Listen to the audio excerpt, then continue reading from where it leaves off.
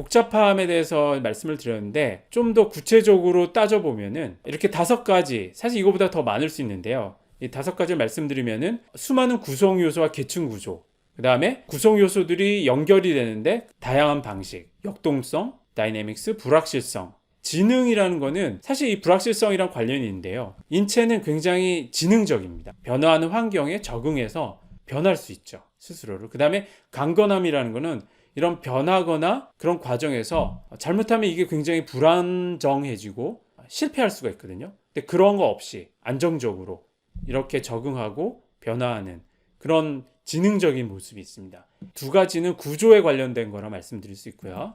이 3가지는 작동 원리에 관한 것이라고 말씀드릴 수 있겠습니다. 복잡함, 수많은 구성 요소와 계층 구조는 앞에서도 보여드렸는데요. 2번째, 그 구성 요소의 다양한 연결 방식을 보면은 피드백이 있고요. 그 다음에 이런 직렬이 있고요. 또 병렬 방식이 있고요. 그 다음에 피드 포워드라는 거는 앞질러서 뭔가가 가는 거죠. 그러니까 신호가 뭐 이렇게 왔는데 그 신호가 여기도 가지만 앞질러서 가서 또 이렇게 합쳐져 가지고 얘한테 어떤 영향을 주고, 그래서 이런 구성 요소들이 연결될 수 있는 방식이 여러 가지가 있습니다. 이것들에 대해서 나중에 좀 더 자세히 알아볼 텐데요. 이런 것들이 이제 복잡함을 이루는 요소고요. 또 하나는 이제 역동성이 있는데, 이거는 간단한 예를 들어서 말씀을 드리면은, 그러니까 정적인 시스템이 있습니다. 예를 들어서 입력값이 왔는데 시스템이 한 게 뭐냐면 곱하기 2를 하는 거죠. 그리고 출력값이 나가고, 근데 만약에 곱하기 2를 하는데 걸리는 시간이 1초라면은 이런 테이블로 이걸 나타낼 수가 있습니다. 그래서 처음 시작했을 때 입력값이 딱 오는 거죠. 1이라는 게. 1이 왔는데 곱하기 2를 하고 출력값이 나오는데 그 2가 되겠죠. 그러니까 1초 후에 1이란 값이 들어온 것이 이제 2라는 값으로 나오게 됩니다. 마찬가지로 여기서 1이 들어오면 또 1초 후에 2가 나오고요. 이때 2가 들어오면 4가 나오고요. 이 시스템이 고정되어 있기 때문에 입력값을 알면 저희가 출력값을 알 수가 있습니다. 입력이 1이면 출력은 2고, 입력이 2면 출력은 4죠. 오늘에도 그렇고 내일에도 그렇고 그렇습니다. 근데 동적인 시스템은 다른데요. 이제 한 예가 이건데, 여기 점선으로 보이는 게 이제 시스템입니다. 아까는 요게 시스템이었는데 이제는 이 전체가 시스템이죠. 근데 지금 어떤 일이 벌어지냐면, 입력이 왔을 때 얘가 바로 2하고 곱해지는 게 아니라 이전의 출력값이 피드백을 통해서 이쪽으로 옵니다. 그래서 입력값이랑 더해지고요. 곧 더해진 합이 요 곱하기 2로 갑니다. 1초 동안에 곱하기 2를 하고 출력값이 나가고요. 다음에 새로운 입력값이 왔을 때 또 예전에 그 출력값이 일로 와서 더해지고 그게 곱해지고 이 과정을 거치게 됩니다. 그래서 이거는 1초가 걸리는데 피드백은 순식간에 일어난다고 가정을 하고요.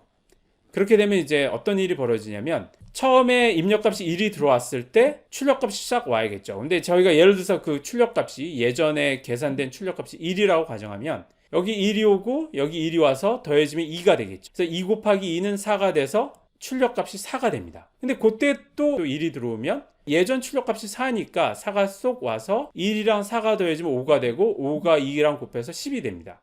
여기 10이 되고요. 또 1이 들어오면 22가 되고, 2가 들어오면 48, 이런 식으로 되죠.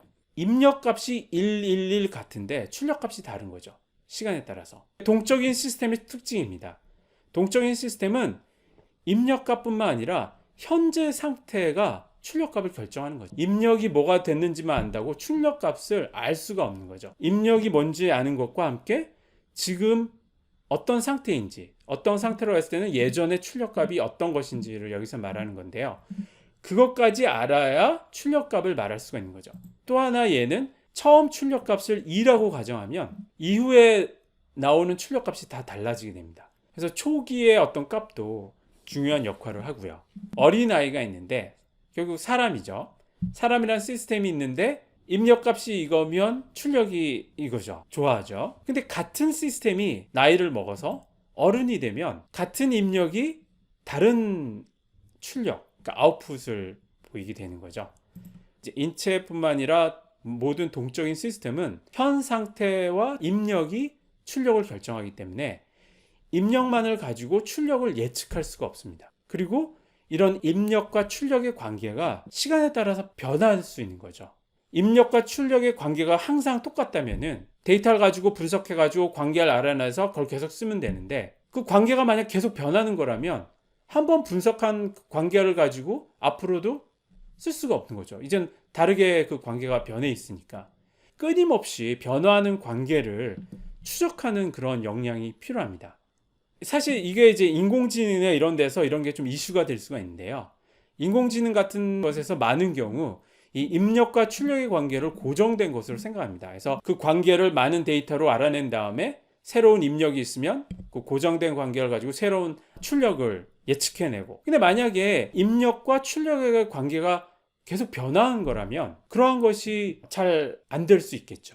이때는 이 변화하는 관계를 추적해 나가는 그런 역량이 필요한데, 사실 이러한 것들은 기존의 컴퓨터 공학보다는 전기공학, 기계공학 이런 데서 이제 로봇이라든지 GPS, 5G, 자율주행 자동차 이런 데서 사용되는 기술입니다. 이런 것들을 같이 활용하는 게 필요할 수 있다고 말씀드릴 수 있습니다. 그래서 보통 인공지능에서 이제 데이터만 많이 있으면 된다, 더 데이터가 있으면 된다 하는데, 이러한 것들에 대한 고려도 필요하다고 말씀드릴 수 있겠습니다. 방금 말씀드린 내용인데, 이제 전통적인 컴퓨터 공학과 통계학은 이런 동적인 시스템에 대한 이해가 사실 부족하고요. 이거에 대한 어떤 교육도 부족한 상황이고, 그래서 이제 전기나 기계공학에서 사용되는 그러한 어떤 방법들이 같이 필요하다. 그러한 융합이 필요하다고 말씀드릴 수 있겠습니다. 네 번째는 불확실성인데요. 이 단백질이 양이 이렇게 변하는데 예쁜 어떤 사인 곡선이나 이렇게 변하지가 않죠. 올라갔다 내려갔다 지그재그로 굉장히 불규칙하게 어떤 패턴은 보이지만 세포 안에서 일어나는 일이라는 게 불확실성이 큰 상황이거든요. 분자들이 막 여기저기 자기 멋대로 이렇게 움직이면서, 한마디로 그런 걸 이제 노이즈나 잡음이나 방해, 디스터번스라고 표현할 수 있는데, 그럼에도 불구하고 원하는 목적을 달성하는 거죠. 적응이라든지 강건함, 이런 지능적인 메커니즘들이 있어가지고 굉장히 불확실성이 큰 상황에서도 큰 문제 없이 원하는 것들을 이뤄냅니다.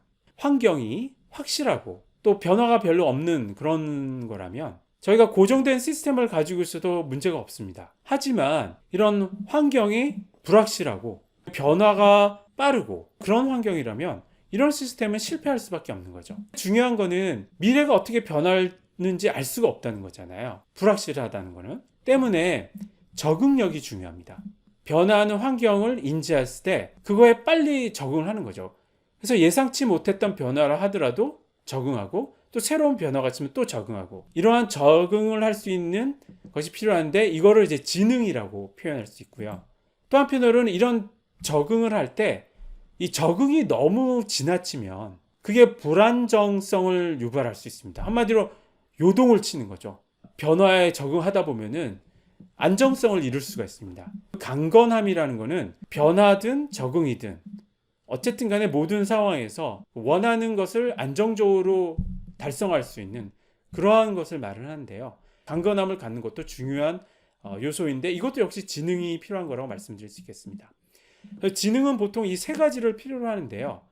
한마디로 이제 센싱을 하는 거죠. 주변에 어떤 일이 일어나는지 그걸 파악하는 게 중요하고요. 데이터나 이런 것들을 처리를 해서 결정을 내립니다. 상황이 지금 이렇게 변하니까 이렇게 해야겠다. 그 다음에 액션을 취하죠. 행동을 취하죠. 근데 그거로 끝이 아니라 다시 센싱으로 빨리 넘어갑니다.